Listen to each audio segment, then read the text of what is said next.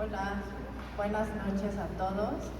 Gracias por venir y más por reunirnos en esta feliz ocasión en la que nace un libro.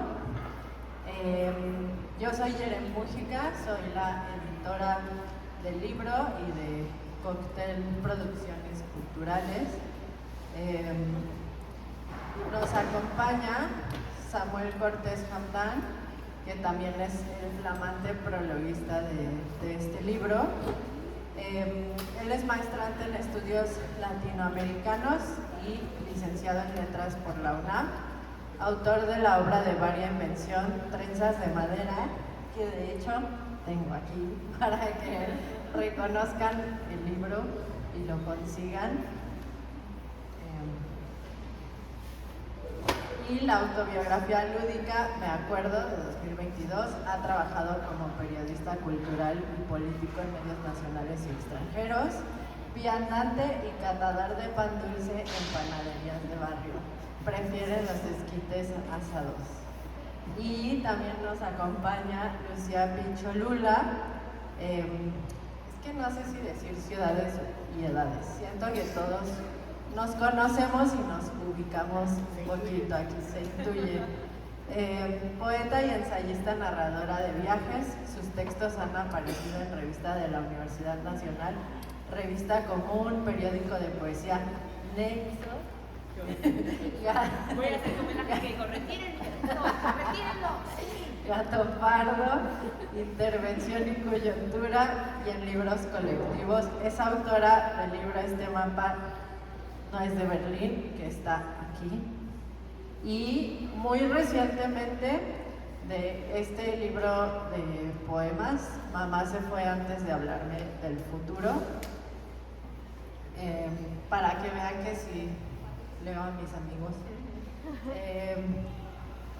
Y bueno, pues estoy muy contenta de haber cristalizado finalmente mi necedad por reeditar a María Luisa Puga, y en realidad sí ha sido una necedad que he perseguido que hemos perseguido en equipo junto con Cecilia Moreno, que es la otra integrante de Cóctel, porque para mí leer a María Luisa Puga siempre fue un golpe a la cabeza, y de alguna manera quería asirla como a mi concepción editorial. Y aparte, justo ahorita que estamos empezando con la promoción del libro y que me he tenido que sentar a escribir una reseña, me pregunto pues cuál es el objetivo de reeditar a un escritor. Y en este caso particular nos alejamos mucho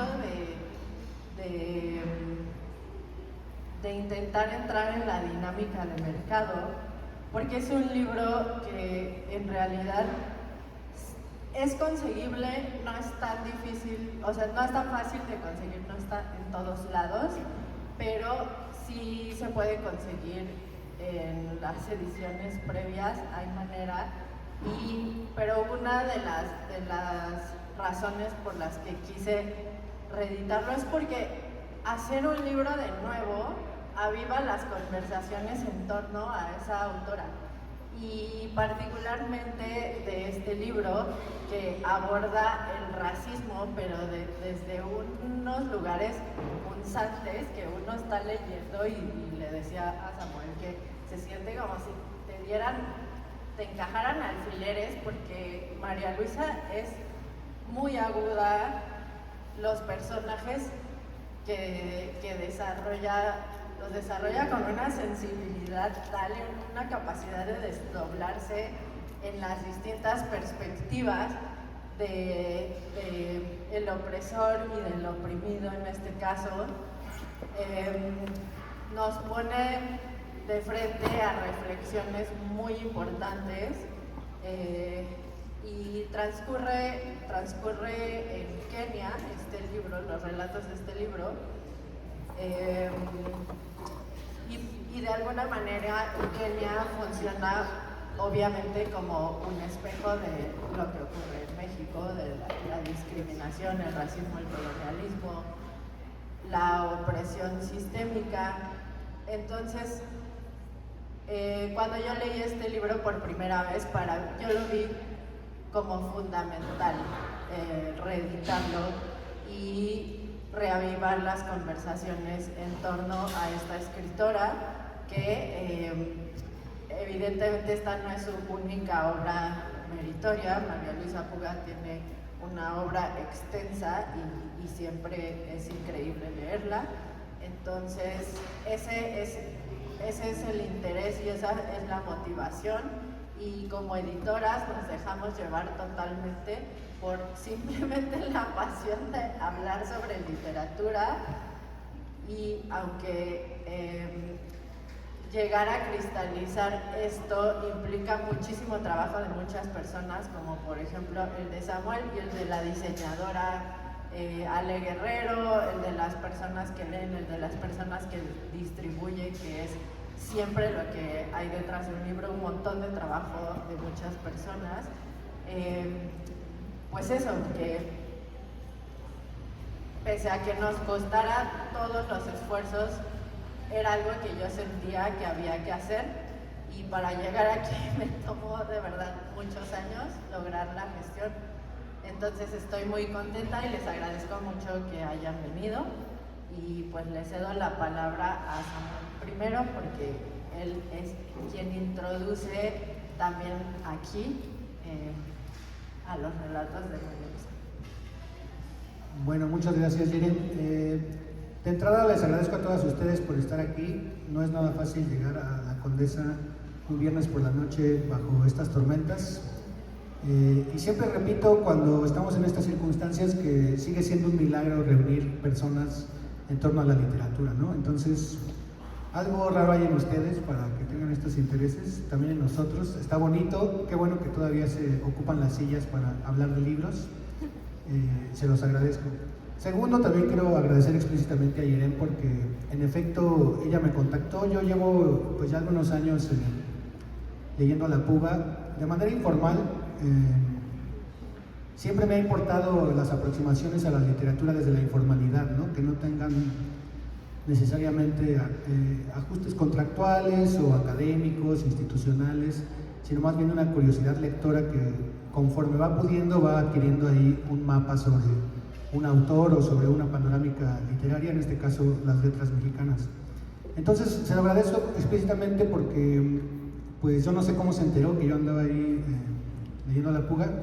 Tampoco es tan inimaginable, ¿no? Pues me gusta hablar de esas cosas y seguramente la anduve spameando a ella y a mis amigos, entonces lo supo, me convidó. Para mí fue un honor, se lo agradezco mucho y bueno, ya podrán leer el prólogo, pero si pudiera yo resumir la idea central de ese texto, creo que va por que Puga en general, en vida y hoy, en su ausencia física, es una autora que, a pesar de su calidad literaria tan incontrovertible, tan dinámica, tan profunda, de tanto calado, por los pesos políticos de los grupos literarios de nuestro país, quedó aislada de la conversación, ¿no? Y una de las maneras en las que se expresan estos pesos políticos efectivamente es el hecho en sí del libro, ¿no? Es decir, su circulación material. Como bien señala Jem, existen ya ediciones de Las posibilidades del odio, pero pues son pocos ejemplares físicos y son pocas veces las que se ha llevado a imprenta para un texto que ya va a cumplir 50 años, ¿no? En contrasentido, hay otros libros, otro tipo de autores, otro tipo de escrituras que no tienen este calado, esta profundidad, pero pues tocaron las puertas correctas, hicieron las alianzas correctas, promueven las ideologías apetitosas para un estado del mundo, y esos libros se imprimen más rápido, ¿no? Se reeditan más fácil. Entonces realmente la Puga, digamos, independientemente del culto al individuo, a la persona, participa de un fenómeno estructural de un montón de autores mexicanos que hicieron una obra desafiante, estéticamente comprometida, haciendo una crítica profunda de su tiempo, y sin embargo por estos tejemanejes extraliterarios pues quedaron un poquito al margen de la conversación pública, ¿no? En ese sentido, la verdad es que estoy muy contento de la existencia de la novela como tal, su presencia física. Ya andaba yo terroreando a Yerem porque quiero que mandemos libros a bibliotecas públicas del mundo, y ella me dijo, oye, espérate, ¿no? Primero una cosa y luego la otra, y sí, pues, la entiendo. Pero el punto es que, pues, otro fenómeno de nuestras literaturas es que no rompen fronteras, ¿no? O sea, es muy difícil que los autores que toman estos riesgos en Argentina, o en Chile, o en Ecuador, o en Guatemala, crucen tanto sus primeras fronteras nacionales y luego se internacionalicen, ¿no? Sin embargo, también creo que hay una tarea como lectores, pues, de romper esas dificultades y leernos a nivel continental, tener una conversación abierta sobre nuestros artistas y cómo están pensando su tiempo, sus desafíos estéticos. Creo que podemos seguir hablando sobre esa línea, pero bueno, le quiero ceder la palabra a Lu. Nada más observar la delicia del título de la novela, ¿no? Las posibilidades del odio. Esta novela es una novela compuesta de cuentos, se puede decir así, porque cada capítulo está diferenciado en su propio universo para investigar cómo el racismo estructural del saqueo británico a Kenia específicamente generó condiciones que multiplican las posibilidades del odio, ¿no? Y sin perder el punto de vista de la narradora, que es la mexicanidad, también entonces hay un desafío de comprensión sensible. ¿Qué tiene que ver una Kenia explotada por el imperialismo británico con un país como México explotado por sus propios procesos imperialistas? ¿Qué hacen los mexicanos ante su ignorancia frente a África? ¿Qué hacen los africanos en su poscolonialidad, en su posible relación con la América Latina? Son preguntas que de manera no teórica, sino sensible, narrativa, psicológica, se plantean en una novela que de alguna manera tiene un título como de estudio, ¿no? Es un ensayo narrativo sobre cuáles podrían ser o por qué se detonan o se multiplican las posibilidades del odio. Bueno, un momento es... Gracias. Lu, ¿qué nos quieres contar sobre tu Hola. lectura? Ah, bien, ya. ¿Qué posibilidades hay en tu lectura? En mi odio. No, bueno, yo empecé a leer el libro tarde, voy a confesarlo, porque pues la vida, ¿no?, entera. Y de hecho traigo una edición vieja, porque lo empecé a leer en el PDF que Jerem me mandó. Y luego le conté a Juan Schulz, que está sentado ahí, ¿no? O yo vi a Juan, no sé, y Juan me dijo, yo tengo una edición, ¿no?, en letras mexicanos, que Samuel le regaló al parecer. Y entonces dejé el PDF para, digamos, virtud de mis ojos. Y lo empecé a leer acá también, ya como a la mitad. Y me fui preguntando, como que hubo muchas cosas que me empezaron a suceder. Yo había leído a María Luisa Puga, principalmente el Diario del Dolor, que rescata la colección Vindictas, ¿no?, de la UNAM, porque me interesaba, o a mí en algún momento, y justo el libro que trae Jerem, ¿no?, el poemario habla sobre el dolor, me interesaba pensar cómo las escritoras habían hablado sobre el dolor, ¿no? Y María Luisa Puga se enferma de artritis reumatoide, si mal no recuerdo, y escribe este libro que es desgarrador sobre lo que implica vivir con dolor crónico, ¿no?, o con una enfermedad crónico-degenerativa que produce muchísimo dolor en el cuerpo. Y entonces yo tenía esa primera experiencia de lectura de María Luisa Puga, y después yo doy una clase, o daba una clase en la UAM Iztapalapa sobre la literatura, la Ciudad de México en la literatura, y entonces leí Pánico o Peligro, ¿no?, que es su gran novela sobre la Ciudad de México, escrita en los años 80 pero ubicada en los años 60, donde tres amigas, ¿no?, jóvenes universitarias, algunas de ellas, empiezan a explorar lo que es el espacio, digamos, de la ciudad, ¿no? O sea, el espacio exterior, el espacio público, y siendo mujeres, entonces una de ellas, por ejemplo, muy entregada al movimiento estudiantil, ¿no?, muy apropiada del espacio público de la ciudad, y otras mucho más constreñidas al espacio de la casa, ¿no?, al trabajo, una trabaja como secretaria. Y entonces ese era como todo otro acercamiento que yo había tenido a la escritora María Luisa Puga. Pero por supuesto que esta escritora es una escritora que viaja, ¿no? Que no vive siempre en México, que después cuando regresa a México pues se va a Michoacán, ¿no? Como bien lo menciona Samuel en ese prólogo, y está en Michoacán, en Pátzcuaro, ¿no? O sea, como... Bueno, como que no está ni siquiera, o sea, no está en Morelia, no está en Siragüen, o sea, y desde ahí escribe y también desde ahí empieza, digamos, a armar como si bien entiendo, una comunidad literaria. Entonces, como que mi acercamiento había sido un poco desde ese otro lado, y luego empiezo a leer esta novela, que como bien decía Samuel, es una novela que está, que parece más bien cuentos, ¿no? Porque cada una de sus partes está constreñida a su propio universo y a sus propios personajes que no tienen una relación entre sí, aunque la relación transversal, por supuesto, es Kenia y por supuesto es el racismo y los problemas estructurales. Entonces la empiezo a leer y me empieza a fascinar de otra manera, ¿no?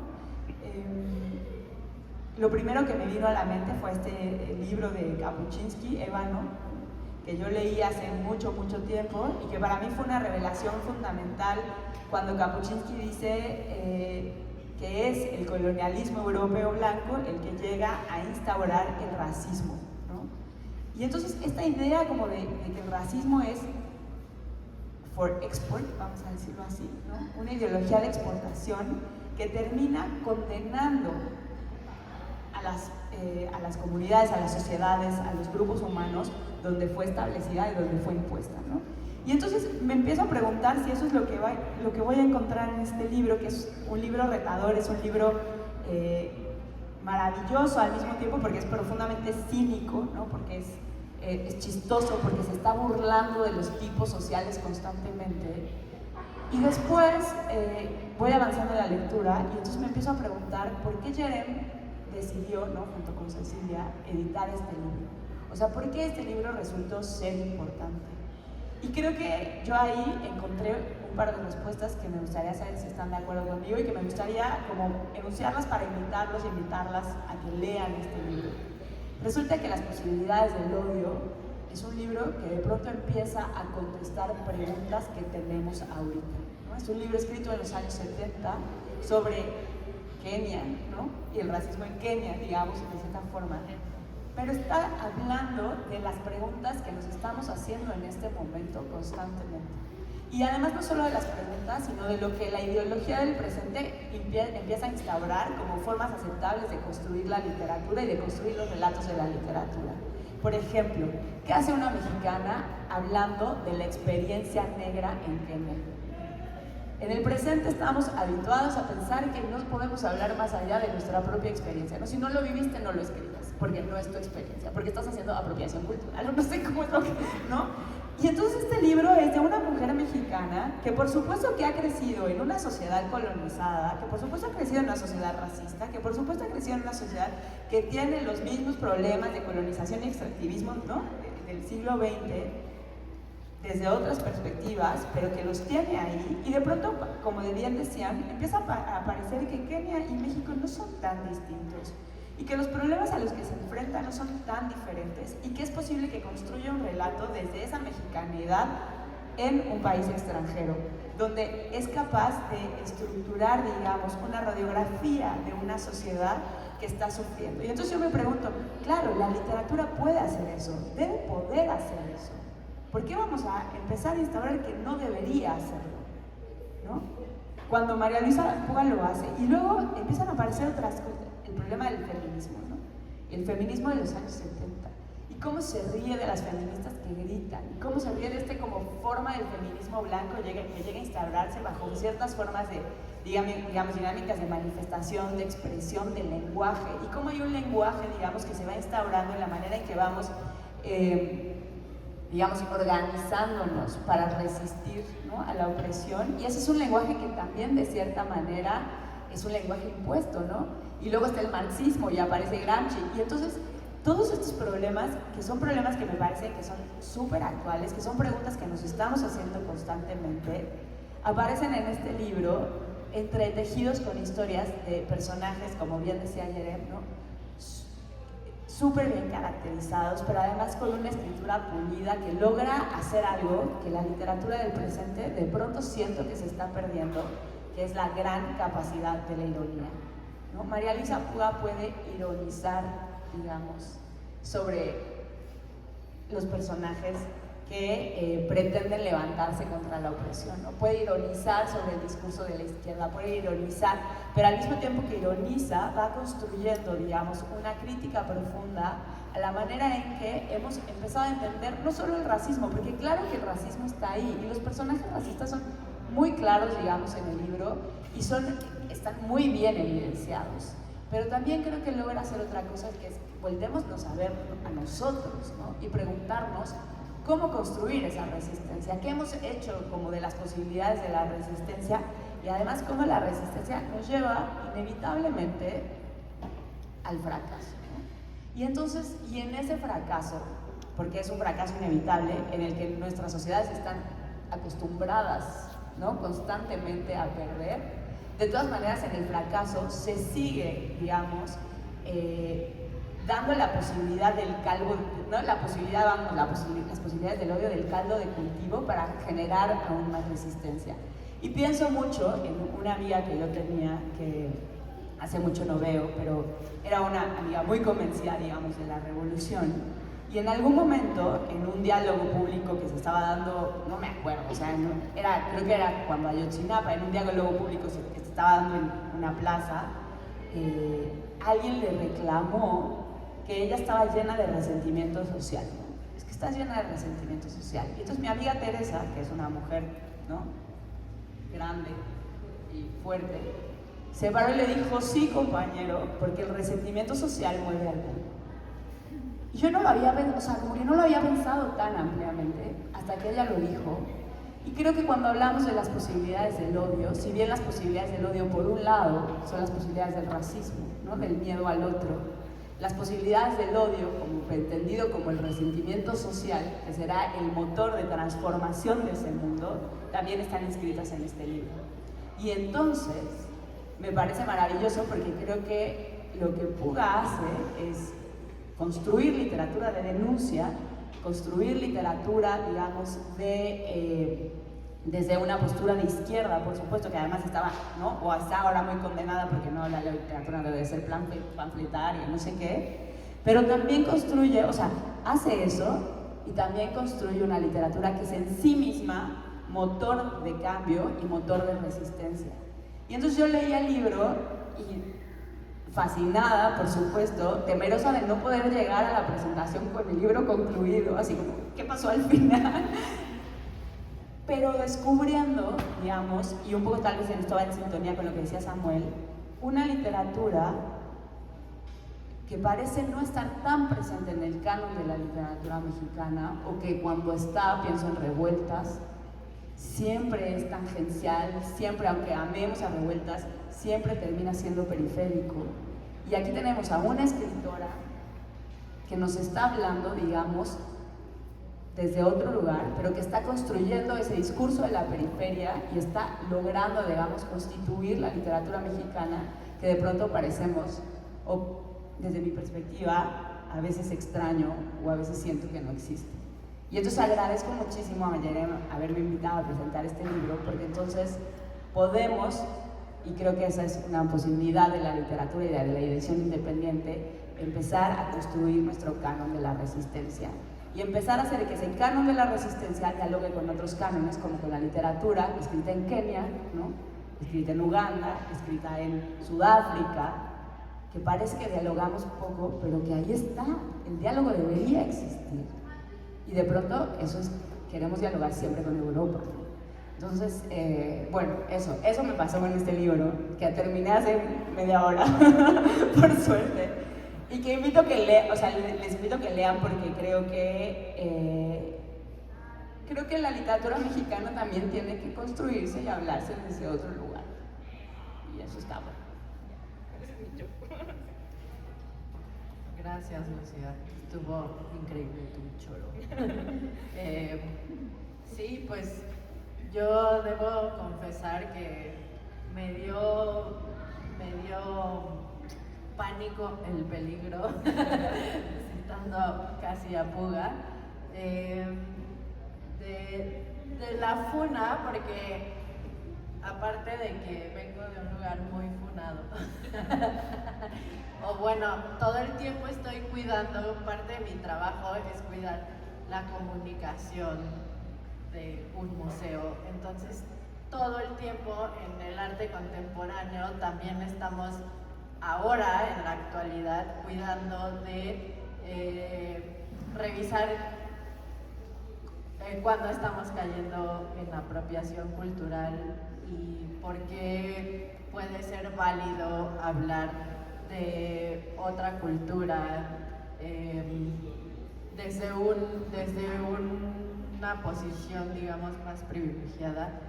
Que eso, o sea, lo estoy diciendo de la manera más reduccionista posible, porque justamente no es así, y por eso fue que sí decidí seguir adelante con este libro, que fue escrito hace casi 50 años, y yo dije, no, es que no me importa que Puga sea una escritora mexicana hablando justo de la experiencia keniana, porque además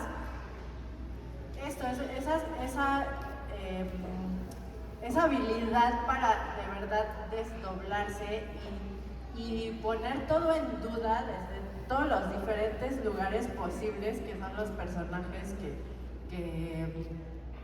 que participan en estos relatos, que encarnan estos relatos, pues sí, es muy evidente que esa sagacidad había que convertirla en conversaciones. Y es eso, o sea, eso es a lo que ya dije y lo que tengo que insistir. Un libro está también para generar conversaciones. Y fue también intimidante, siendo una editorial que apenas está empezando, conseguir estos derechos de una escritora que ahorita van a ver que va a ir a la super alza y se va a popularizar muchísimo más. Y además con este libro, por las razones que ya dijo Lucía, y también algo que me movió muchísimo, que me pareció irrefutable mi deseo de publicar, es que justamente en todo el libro es indisociable el racismo del capitalismo y del patriarcado. Siempre está, no importa si estás en el nivel opresor o en el oprimido, siempre va a ser un sistema que incorpora todos esos sistemas opresores. Entonces, pues eso, no, para mí lo importante es que la gente lea este libro porque nos cuestiona por todos lados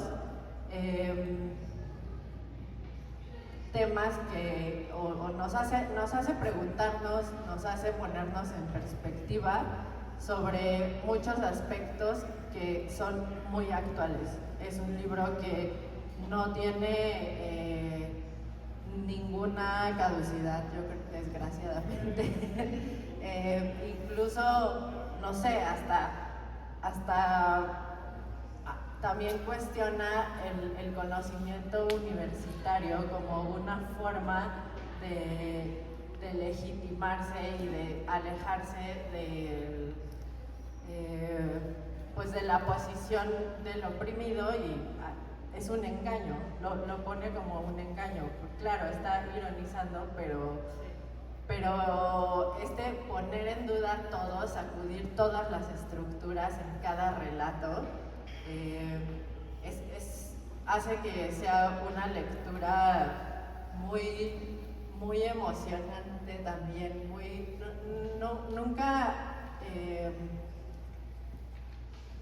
nunca se nivelan los sentimientos en esta lectura. Siempre te vas a sentir confrontado, y pues eso. Ya. Bueno, pues ya que tomaron la molestia de venir hasta acá, creo que hay que abrir las preguntas, si quieren comentar algo. Solo quiero hacer un último comentario, que es que entre las muchas facetas confrontativas, críticas que tuvo Puga a lo largo de su vida, consigo misma primero, ¿no? Porque fue migrante, nació en Acapulco, pero vive en Londres, en Roma, en Nairobi, en Michoacán, etc. También no rehuyó la militancia política explícita, fue candidata al Congreso de la Unión por el Partido Socialista Unificado de México en las elecciones de 1982, cuyo candidato presidencial terminaría siendo derrotado por el aparato del sistema PRI, por un señor que se llama Miguel de la Madrid, que fue director de este Fondo de Cultura Económica. Ya saben que en el sistema presidencialista como que se les daban pues oficinas amables a los expresidentes, ¿no? Pero bueno, hoy estamos hablando de María Luisa Puga en el ex despacho de Miguel de la Madrid y no a la inversa. Entonces ahí hay un pequeño triunfo de justicia restaurativa, ¿no? ¿Alguien quiere tomar la palabra?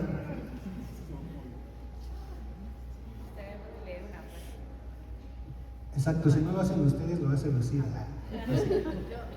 Bueno, y lo que quiero decir también es que en esta edición obviamente hay un esfuerzo por diferenciarnos de las ediciones previas, por tener un discurso gráfico diferente y obviamente consistente con el contenido del libro, y además se incluye un prólogo y pues esos son los extras que hay. Es un libro muy bonito en los interiores. Si quieren, no. Y eso también, ¿no? O sea, como que, digo, Jerema habló muy rápido del trabajo editorial, pero claro, la idea de, yo hablaba con ella antes y toda, digamos, como la idea de la edición independiente también me parece importante como rescatarla, ¿no? O sea, hacer el trabajo que parece que las grandes editoriales, o no parece más bien, si nos metemos a indagar sobre cómo funciona hoy en día el mercado editorial y las grandes editoriales, pues todo está mediado por la idea del mercado, ¿no? Entonces, esto no lo digo yo, no lo dice Siegfried, no me acuerdo cómo se llama, ¿no? Una gran editorial editará un libro, o los grandes consorcios editoriales editarán un libro por rubros muy específicos, ¿no? Tienes tantos seguidores en internet, o sea, si tienes muchos seguidores, tu libro será editado. Tweets virales en internet. Y esto alguna vez lo escuché de una editora del Grupo Planeta, me parece. Reciben el libro, ¿no? Que se lo manda a un agente literario. Ya no es que tú mandes tu libro así como creyendo en la posibilidad de la edición, sino que tienes un agente, la agente manda tu libro y entonces la editora lo recibe, no necesariamente hace un trabajo de edición, ¿no?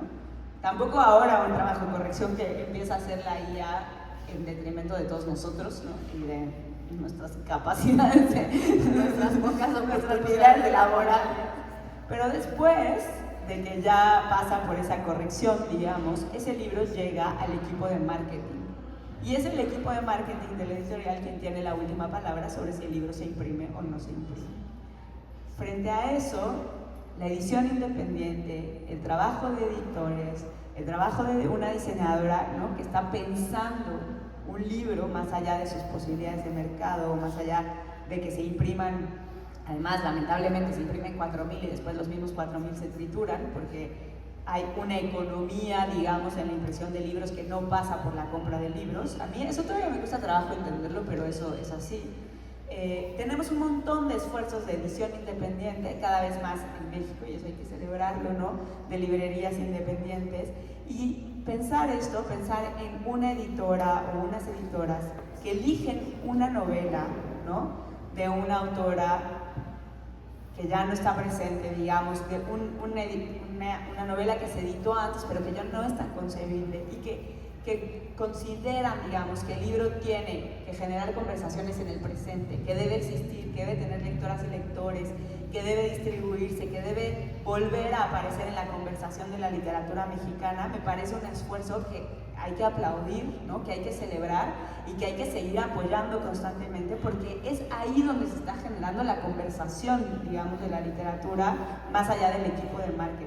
Entonces, Yeren pasó muy rápido por esto, pero el esfuerzo que hicieron de hablar con la familia, conseguir los derechos de edición, editar el libro, diseñar el libro, etcétera, y luego que el libro finalmente se esté presentando en este lugar, ¿no? Y que tenga además una distribución y una vida, digamos, entre los lectores y lectoras posibles, es algo que hay que celebrar constantemente y creo que es algo que hay que estar apoyando. Entonces también que este libro no se quede en esta presentación, sino que salga de aquí en boca de todos ustedes para que encuentre más caminos y más posibilidades y que María Luisa Puga encuentre, ¿no?, ese espacio que, como bien dice Samuel, se le ha sido negado, se le fue negado, pues por lo que ya sabemos, ¿no? Entonces, bueno, eso hay que celebrarlo. Gracias. No sé si alguien quiere decir. Yo quiero compartir. También creo que, o sea, evidentemente hay dos mundos editoriales, el de las ediciones independientes, el de los grandes grupos. Es muy malo que lo metan en la misma canasta porque son dos mundos completamente distintos. Pero en aras de emocionar a la gente de que existen posibilidades de hacer este tipo de libros, es por ejemplo la familia de María Luisa Puga, ¿no?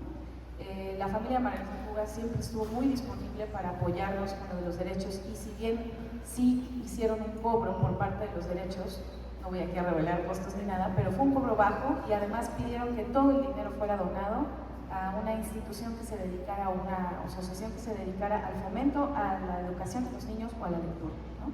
Entonces, es también labor de los editores como Yeren, de nosotros, acercarnos, quitarnos de intermediarios, quitarnos de agentes en la medida de lo posible para alcanzar y democratizar nuevamente estos textos que deberían algunos, digamos, revivir, ¿no? Entonces, sí creo que hay que mencionar y hay que aplaudirle a la familia de María Luisa que estén haciendo ellos mismos estos intentos porque vuelva a salir la literatura del hermano de papás. Y porque no nos pidieron mil cuestionamientos, o sea, estuvieron muy abiertos, pese a que justo somos una editorial pequeña, nos dieron esa oportunidad y sí, lo han hecho con mucha disposición. Obviamente estamos muy agradecidas. Ojalá que este libro en algún momento se pueda presentar en Cuernavaca para que renten sus casas con alberca y que esté presente la familia Puga porque para nosotras es muy importante. Pues yo les insisto, ahí hay una mano levantada, por favor. Ahí va el micrófono. Pues estoy muy emocionada. Muy emocionada porque creo que están rescatando pasado, presente, futuro. Es así. Por lo que escuché, una mujer de hace 50 años. Y hoy eso está a flor de piel. Y algo que dijeron muy interesante, perspectiva. O sea, puede tener ya planteado una proyección de por qué el odio tan fuerte que hoy predomina en el mundo. Entonces yo me atrevo a decir que los felicito porque están recogiendo tiempo y espacio de historia. Gracias. Gracias a usted.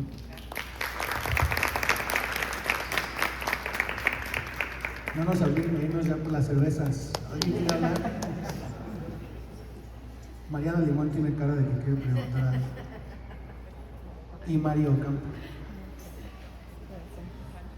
Pues muchas gracias a todos. Gracias. Allá hay venta de los libros atrás. Gracias por venir, compren el libro, pasen la voz, léanlo.